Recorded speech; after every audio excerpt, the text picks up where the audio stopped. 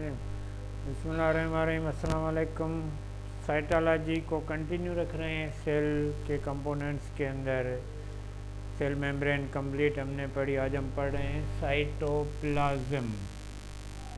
Cytoplasm, ये जो cytoplasm है ये प्रोटोप्लाज्म का पार्ट है जो प्रेजेंट होता है nuclear membrane and cell membrane के दरमियान का जो पोर्शन है किसका, यूकैरियोटिक सेल का। क्योंकि प्रोकैरियोटिक सेल के अंदर ट्रू न्यूक्लियस नहीं है, न्यूक्लियर मेम्ब्रेन नहीं है, तो वो पूरा प्रोटोप्लाज्म होता है। और in case of eukaryotic cell ये डिवाइडेड है थ्रू न्यूक्लियर मेम्ब्रेन।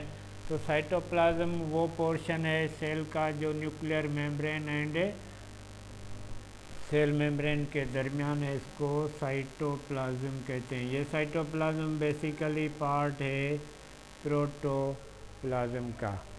अब इसी साइटोप्लाज्म के अंदर साइटोप्लाज्मिक ऑर्गेनेलीज भी होती हैं और इसके बेसिकली दो जोन होते हैं साइटोप्लाज्म के। एक आउटर जोन जो सेल मेम्ब्रेन के नीचे होता है, दूसरा इनर जोन जो न्यूक्लियर मेम्ब्रेन के ऊपर होता है, आउटर सरफेस पे होता है। जो सेल मेम्ब्रेन के इनर सरफेस पे पोर्शन है साइटोप्लाज्म का, उसको साइटोजील भी कहते हैं। और इसको इनके साफ यूनिसेलुलर यूकैरियोटिक ऑर्गेनिज्म, इसको एक्टोप्लाज्म कहते हैं। जैसे एमोबा के अंदर एक्टोप्लाज्म होता है, यूनिसेलुलर जो ऑर्गेनिजम्स हैं उनके अंदर ये एक्टोप्लाज्म कहलाता है। और मल्टी सेलुलर एनिमल्स जो हैं उनके अंदर ये साइटोजील कहलाता है। उसके बाद इनर सरफेस ऑफ एक्टोप्लाज्म और outer surface of cell membrane पे जो पोर्शन है उसको साइटोसोल भी कहते हैं। और in case of unicellular eukaryotic organism इसको एंडोप्लाज्म भी कहते हैं। तो सिर्फ यूकैरियोटिक सेल्स के अंदर न्यूक्लियर मेम्ब्रेन के थ्रू डिवाइडेड पोर्शन है प्रोटोप्लाज्म का, जो nuclear membrane and cell membrane के दरमियान आ जाता है, उसको साइटोप्लाज्म कहते हैं। इसी साइटोप्लाज्म के अंदर various type and structure and functions वाले साइटोप्लाज्मिक ऑर्गेनेलीज भी मौजूद होते हैं जो वेरियस लाइफ एक्टिविटीज़ की परफॉर्मेंस के लिए सेल के प्रोटोप्लाज्म के अंदर मेन रोल प्ले करें लाइफ की मेंटेनेंस के लिए। तो स्टेप वाइज हम ये ऑर्गेनेलीज पढ़ेंगे जो साइटोप्लाज्म के अंदर मौजूद हैं। तो फर्स्ट ऑर्गेनेली जो है हमारे सिलेबस पॉइंट ऑफ व्यू से जो प्रेजेंट है साइटोप्लाज्म के अंदर, वो है एंडोप्लाज्मिक रेटिक्यूलम। जो एंडोप्लाज्मिक रेटिक्यूलम है, एंडोप्लाज्मिक रेटिक्यूलम, रेटिक्यूलम ये ट्यूबुलर नेटवर्क होता है, internally connected with each other, internally hollow space का ट्यूब्यूल्स एंड सेक्स पे मुश्तमिल होता है। ये एंडोप्लाज्मिक रेटिकुलम की डिस्कवरी अगर हम देखें, इंट्रोडक्शन देखें, तो 19 सेंचुरी से पहले इसका नाम ये नहीं था एंडोप्लाज्मिक रेटिकुलम, इसको कहते हैं अर्गेस्ट्रोप्लाज्म, अर्गेस्ट्रोप्लाज्म कहते थे। 19 सेंचुरी के बाद दो साइंटिस्ट थे, पार्टर एंड क्लाउडी, उसने इसका नाम रखा एंडोप्लाज्मिक रेटिकुलम। उसके बाद एक और साइंटिस्ट था पेलेडी। पेलेडी ने क्या किया कि आइडेंटिफाई किया एंडोप्लाज्मिक रेटिकुलम को और रफ को अलग किया और स्मूथ को अलग किया। तो smooth endoplasmic reticulum and rough endoplasmic reticulum जो है वो पेलेडी ने दरियाफ्त किए। पार्टर एंड क्लाउड ने सिर्फ ये देखा कि साइटोप्लाज्म के अंदर इंटरनली हॉलो स्पेस वाले ट्यूबुलर रेटिकुलर नेटवर्क होता है, जिसका नाम उन्होंने एंडोप्लाज्मिक रेटिकुलम रखा। उससे पहले अर्गो प्लाज्म नाम था इसका। तो एंडोप्लाज्मिक रेटिकुलम का अगर हम स्ट्रक्चर देखें, ये प्रेजेंट होता है न्यूक्लियर मेम्ब्रेन से लेकर प्लाज्मा मेम्ब्रेन, सेल मेम्ब्रेन तक, लेकिन ये बेसिकली इन्वलॉप है न्यूक्लियस का। तो न्यूक्लियर मेम्ब्रेन के अंदर जो न्यूक्लियर पोर होता है, इस पोर के अंदर फोल्डेड इन्वलॉप प्रोड्यूस होता है, जिसको वेसिकल कहते हैं। ये वेसिकल कहलाता है। ये वेसिकल्स जो हैं डार्सो वेंट्रली फ्लैटेंड हो जाते हैं। फ्लैटेंड होके एक सैक टाइप स्ट्रक्चर बनाते हैं, और इस सैक टाइप स्ट्रक्चर के ऊपर डबल लेयर की मेम्ब्रेन आ जाती है, और ये इंटरनली हॉलो स्पेस वाला सैक बन जाता है। डार्सो वेंट्रली फ्लैटेंड, इसको कहते हैं सिस्टर्नी। और सिस्टर्नी के बाद दोबारा ये वेसिकल प्रोड्यूस होता है, और इस वेसिकल से दूसरी सिस्टर्नी प्रोड्यूस होती है। इस तरह से ये reticular frame type structure produce होता है न्यूक्लियर मेम्ब्रेन से, जिसको एंडोप्लाज्मिक रेटिकुलम कहते हैं। तो वेसिकल, सिस्टर्नी एंड ट्यूब्यूल्स पे मुश्तमिल होता है। इसकी जो प्रोडक्शन है, इसमें 3 टाइप के स्ट्रक्चर होते हैं। वेसिकल्स होते हैं जो इंटरकनेक्ट कराते हैं सेक्स को एक दूसरे के साथ। उसके बाद ट्यूबुलर नेटवर्क होता है जो ब्रांचड होता है, वो सिर्फ साइटोजील के अंदर जो पोर्शन है एंडोप्लाज्मिक रेटिकुलम का, या प्लाज्मा मेम्ब्रेन के अंदर का जो पोर्शन है वो ट्यूबुलर पे मुश्तमिल होता है। साइटोसोल के अंदर जो पोर्शन है एंडोप्लाज्मिक रेटिकुलम का, वो सेक्स पे मुश्तमिल होता है, जिसको सिस्टर्नी कहते हैं।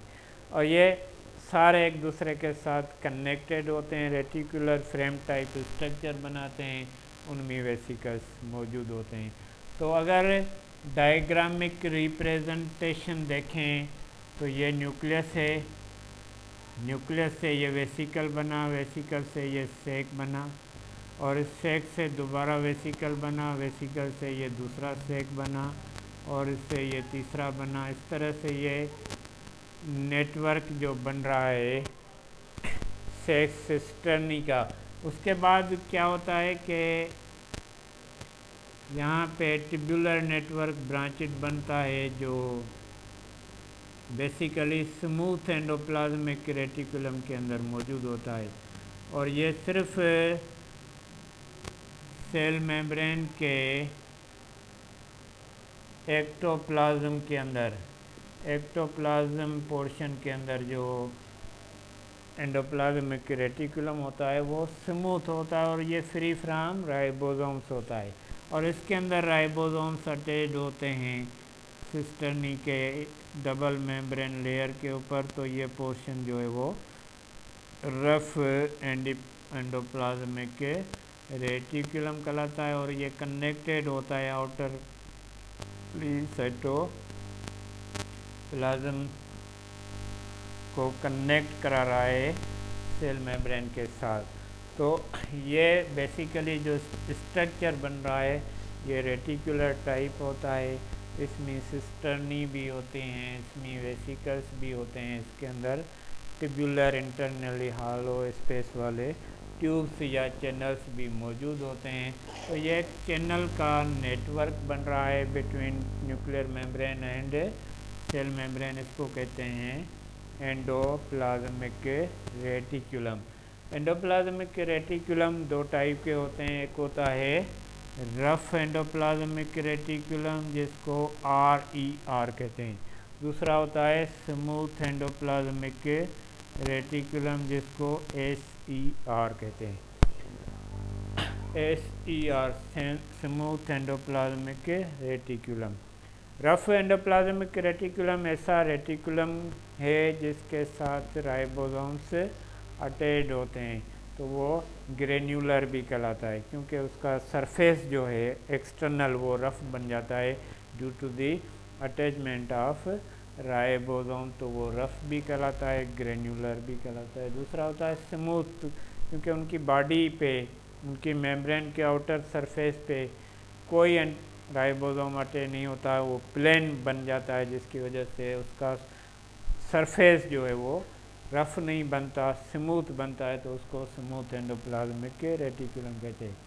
बेसिकली फंक्शन देखें अगर हम एंडोप्लाज्मिक रेटिकुलम का, तो ये एक तो ट्रांसपोर्ट कर रहा है मॉलिक्यूल्स को थ्रू आउट सेल्स, पैकेज भी कर रहा है, आइसोलेट भी कर रहा है, स्टोर भी कुछ मॉलिक्यूल्स को ये कर लेता है। जिस तरह मसल्स जो हमारे सेल्स हैं उनके अंदर जो एंडोप्लाज्मिक रेटिकुलम है वो सर्कोप्लाज्मिक रेटिकुलम कहलाता है, जो कैल्शियम को स्टोर करता है, कैल्शियम आयंस को स्टोर करता है, तो वो सर्कोप्लाज्मिक रेटिकुलम कहलाता है, जो टाइप है एंडोप्लाज्मिक रेटिकुलम का।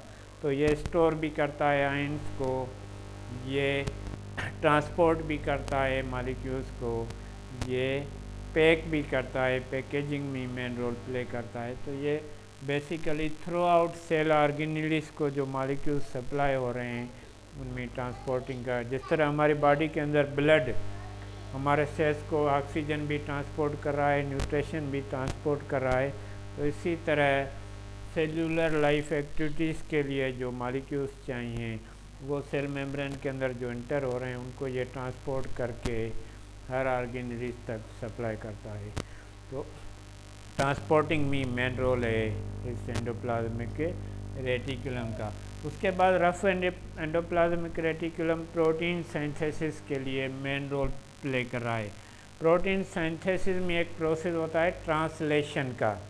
ट्रांसलेशन में क्या होता है कि ट्रांसफ़र आरएनए जो राइबोसोमल आरएनए को इन्फॉर्मेशन देता है, जो मैसेंजर आरएनए लोडेड कर रहा है डीएनए से ट्रांसक्रिप्शन प्रोसेस से, तो वो इन्फॉर्मेशन जैसे ट्रांसफ़र आरएनए राइबोसोम्स को ट्रांसफ़र करेगा, तो ये रफ एंडोप्लाज्मिक रेटिकुलम वो ही अमीनो एसिड्स ट्रांसपोर्ट करेगा राइबोसोम्स को, जिसका मैसेज आया है वही प्रोटीन सिंथेसिस होगा राइबोसोम्स के अंदर। तो प्रोटीन सिंथेसिस के अंदर मेन रोल है रफ एंडोप्लाज्मिक रेटिकुलम का।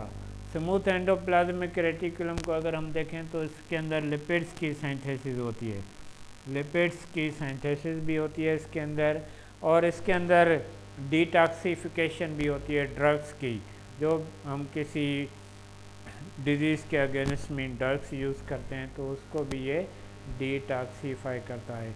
और कोलेस्ट्रॉल की सिंथेसिस में भी मेन रोल है स्मूथ एंडोप्लाज्मिक के रेटिकुलम का। तो ये मेन फंक्शन है एंडोप्लाज्मिक के रेटिकुलम के, ये फंक्शन है। उसके बाद मैकेनिकल सपोर्ट देता है, मीन्स हर आर्गन के अंदर हर आर्गन का स्ट्रक्चर स्पेसिफिक होता है। स्टोमक का अगर हम स्ट्रक्चर देखें या हार्ट का स्ट्रक्चर देखें या किडनी का देखें, तो हर एक आर्गन के स्ट्रक्चर में आपको फ़र्क नज़र आएगा। तो स्ट्रक्चर की मेंटेनेंस में मेन रोल जो है एंडोप्लाज्मिक रेटिकुलम का है, मीन्स इंटरनल स्ट्रक्चर मेंटेन रहेगा सेल का, तो सेल टिश्यू के स्ट्रक्चर को मेंटेन करेंगे, ऑर्गन्स के स्ट्रक्चर को मेंटेन करेंगे। तो इंटरनल स्ट्रक्चर जो है प्रोटोप्लाज्म के साइटोप्लाज्म का, उसमें मेन रोल है किसका, एंडोप्लाज्मिक रेटिकुलम का। और उसके साथ साथ ये प्रोटेक्शन भी देता है, साइटोप्लाज्म को प्रोटेक्ट भी कर रहा है, मैकेनिकल सपोर्ट भी दे रहा है, और इसके स्ट्रक्चर को भी मेंटेन कर रहा है।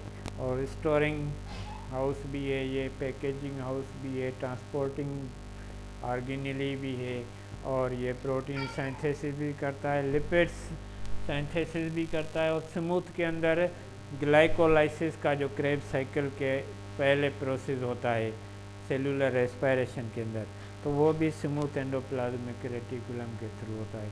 तो कार्बोहाइड्रेट्स की जो मेटाबॉलिज्म है वो भी स्मूथ एंडोप्लाज्मिक रेटिकुलम के थ्रू होती है। तो ये मेन फंक्शन है इस ऑर्गेनेल्स के और ये डबल मेम्ब्रेन ऑर्गेनेलीज है। रेटिकुलर फ्रेम होता है, जिस तरह आइस के फैक्ट्री के अंदर ऊपर आपने देखे होंगे ट्यूब्स लगे हुए होते हैं, वो इंटरनली कनेक्टेड होते हैं, जिससे वाटर गिरता है नीचे, वो टेम्परेचर को रिड्यूस करता है।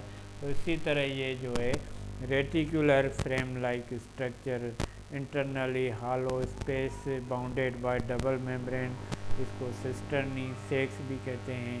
ट्यूबुलर नेटवर्क भी होता है। Smooth endoplasmic basically tubular type होता है।